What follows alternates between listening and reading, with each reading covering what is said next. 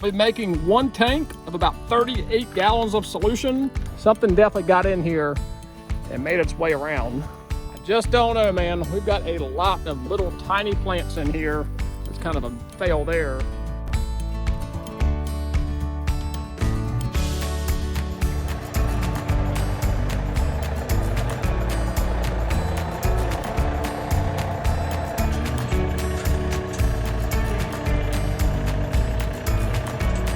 Everybody's favorite video, post-spraying clearfield sunflowers with herbicides. We're going to be using two products today, both clethodim and imazamox. But before we get to spraying, I got to do a little bit of upgrades to my sprayer here. A couple of these nozzles have lost their filter screens.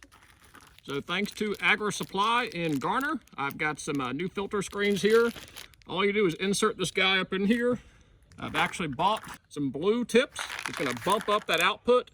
I sprayed about 20-30 pounds of PSI, so it's going to be about 0.26 gallons per minute. I believe these yellow ones are like 0.13, 0.15. I'll drop it right here. So these blue ones are going to bump up my output just a little bit, which is what I'm looking to do.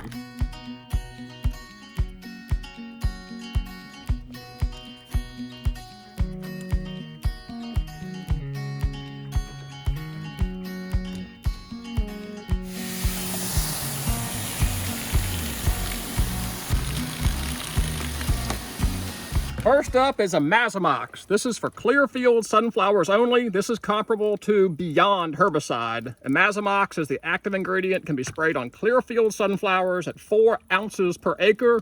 We're spraying about 1.25 acres, so 5 ounces will be perfect. We'll be making one tank of about 38 gallons of solution to spray out the 1.25 acres. That seems to be a sweet spot. Now that I have upgraded these nozzle tips to a little bit higher output, I need to go a little bit quicker, I think. I'll have to get this one figured out. About 38 gallons on 1.25 acres should be about perfect at 14 to 1500 RPM, about 20 to 40 pounds of pressure. Clethodim, it's a grass-specific herbicide that can be sprayed in either black oils, Perdovics, or clearfield sunflowers. Max label rate is 16 ounces per acre. Got 1.25 acres, we'll put 20 ounces in. Next up is NitroSurf. It's a non-ionic surfactant, nitrogen-based. This helps with chemical uptake and burn down. You go about 2.5 to 3 pints per acre is the recommendation. I have sprayed as high as 5 and 6 pints per acre, 100 degrees today, so I'm not going to go that high. I'm going to put about 3 pints per acre out. We are all loaded up here, right at 38 gallons on 1.25 acres. We've upgraded 4 of these 6 nozzle tips to the higher output. We're going to run about 1400 RPM, 20 to 30 PSI. Let's go knock it out.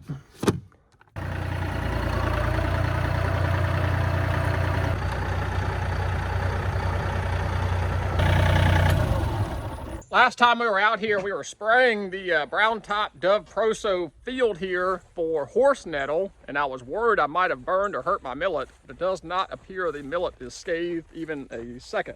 Look at that right there. Briars and all. That is the Carolina horse nettle, and I would say we have killed it. Ended up being about a 1/2 ounce to the gallon solution of 2,4-D LV400 sprayed across this field. And sure enough, we have knocked it out, some of it out. 1/2 ounce to the gallon has definitely got some control out here on that horse nettle. Very, very encouraging to see. Starting to get a little excited. We've got a lot of sunflowers. Let's go take a look at them. Now that we're spraying, we're going to take the whole gate down. I already turned it off, so fear not. And you're noticing in the background, our sunflowers are finally making a good run here. We have had so much rain, and I was worried these sunflowers are going to be stunted. They still may be, I don't know. But we've got a lot of sunflowers coming up in here, but we've got a lot of millet. I determined this is actually not grass. This is millet from last year that we're in here battling. So it's ironic. Last year we're planting it, now this year we're battling it. That may present a long-term problem for me if every year I'm alternating fields and I'm always battling the crop from the year before. That might be something to consider, going away from millet, back into some other kind of row crop, like maybe sorghum, go back to corn, I don't know. I really love a fire burned off millet field, but it does present a weed control problem for the following year in the sunflowers. Because of all the rain, I've actually got some semi-aquatic weeds coming in here. Definitely a broadleaf. The imazamox should take care of that. The IMOX and clethodim should knock out all the millet from last year, and that appears to be the predominant weed in here. Whatever this little ground cover is, that and the millet from last year. This is the perfect time to spray. You really don't want your weeds and grasses over 6 to 8 inches tall. It can become hard to control. So this is the perfect time to come in here and spray.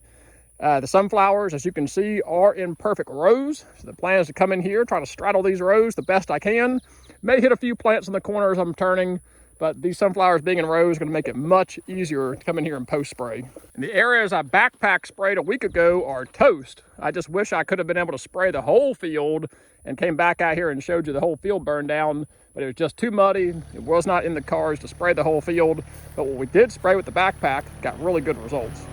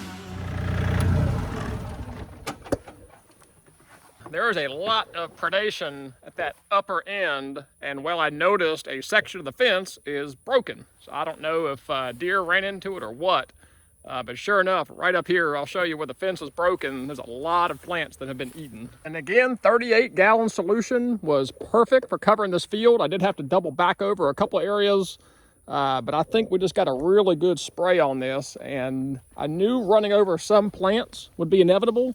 They might, rebound, who knows? But again, for the 2 dead there, this one should be fine.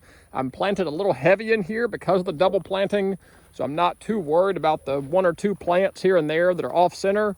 Again, it's for the better good here, knocking out all these broadleaves and grasses so the rest of them can flourish. Now, what I don't know is if these sunflowers are stunted. I mentioned that earlier. We have had so much rain this year. A lot of you guys are dealing with the same stuff.